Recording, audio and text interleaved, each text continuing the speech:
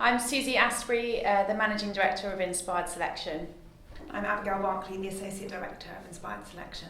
So Inspired Selection was in its third year of sponsoring the People Development Stream, and this year we went for our seminar called Powering Publishing, How to Recruit the Perfect Team.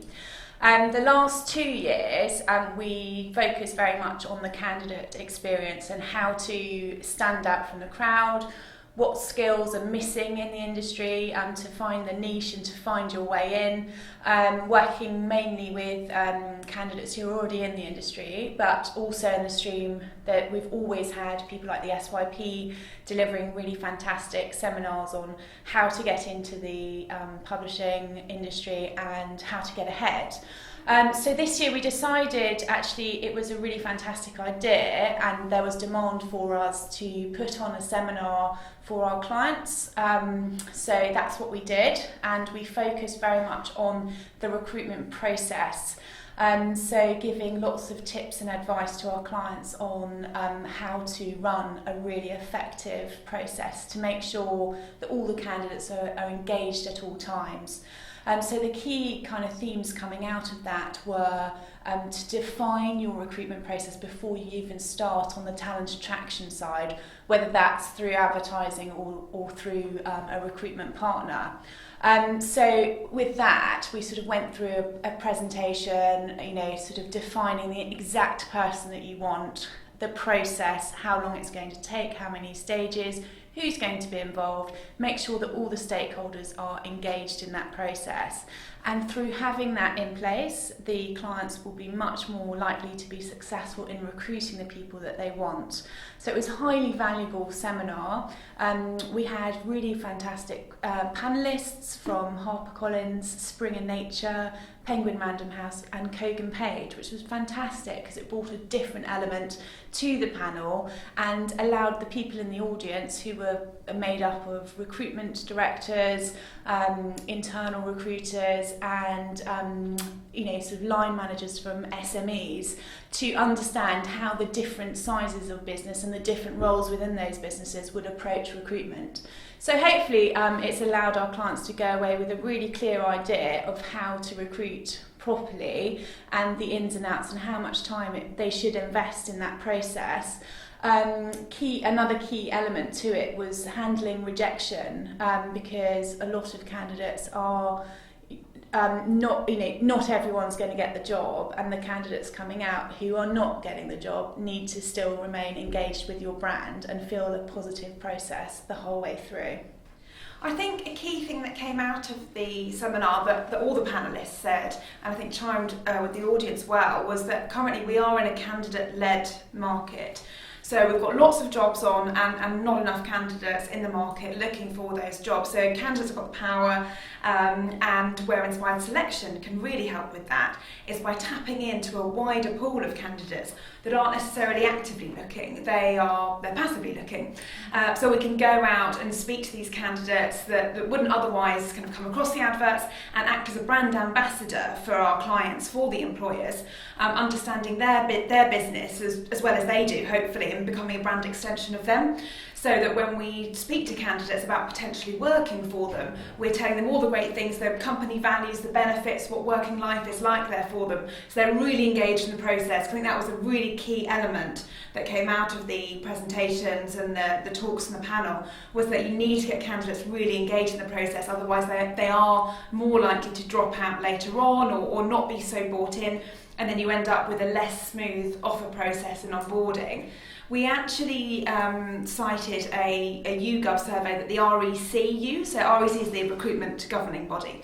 And they spoke about people in that survey who had withdrawn from recruitment process over the last year. Most of them did so because it just took too long to hear back. So Inspired Selection in that case can really overcome that challenge with clients and with employers by creating a really clear time frame and structure with clients, making sure that all candidates have got back to, even if it isn't good news, that they have got some feedback, so that those candidates feel like they have had a positive experience, even though it wasn't quite the outcome they want, because they might then go and tell other friends about what the application process was like at that employer, and you want to be known as an employer that people want to apply to, and a destination employer. I think one theme that came out not only in our seminar but in other seminars across the stream was unconscious bias. So making sure that you're hiring for skills and talent and not necessarily personality types or demographics that you think are going to fit in with your culture and your company. And this is something that's really important across the board. Lots of people are talking about it. We've already had in the industry some events about it, and we've got some coming up as well. So the PA and the Publishing Training Centre are partnering on a half-day event, which is coming up soon, all around unconscious bias. And it's something that we'll be at, so I hope to see lots of you there as well. And I would recommend that you go if you haven't already signed up to that. I think other themes that came up kind of in the same vein was diversity was a big theme, and making sure we've got a really diverse workforce. And there are some great things that publishers are doing at the moment. We do have a long way to go, for sure, but we're moving in the right direction, and there are some terrific schemes that are going on, and HarperCollins was really championed for this in their BAME scheme, so they're opening up and trying to attract a wider diverse range of people into HarperCollins. Penguin Random House have just dropped their requirement for having an undergraduate degree to come into the business. So again, opening that pool and opening up the doors to people that wouldn't necessarily have thought of publishing as an industry or a job for them in the past. And the more work that we do on this, the better we'll be at it, and the better the industry will be at it. And I think we're going to snowball and snowball till we have achieved a more diverse workforce. And we've seen it with digital. It completely disrupted the industry. Everyone was talking about it, and it was the top of everyone's agenda. And now it's the new normal. So while we do have a long way to go, there's a lot of work to be done with making more diverse workforce across the industry. We're going in the right direction, and I think the more that we encourage it and the more schemes that we do to put things in place now, we will end up with a landscape which is more diverse, and where that is the new normal. So what's new for Inspired really is our Temps business, which we launched at London Book Fair very successfully. So it's really come out of demand from our clients, and I think it's quite reflective of the market at the moment. With it being very candidate-led, processes are taking a bit longer to get sign-off for headcount and things like that. So we're able now to offer our clients the full spectrum of service, whether it's headhunting, whether it's contingency recruitment for your permanent hires, replacements or expansion, or whether it's on a temporary need, an unexpected temporary need, or just a busy period coming up. So we're really excited about this. We've got new people in the business. We are growing, we're hiring more people. Abigail's team is going to be growing this year. And overall, I think we're just looking to continue to be able to deliver the best publishing recruitment service possible.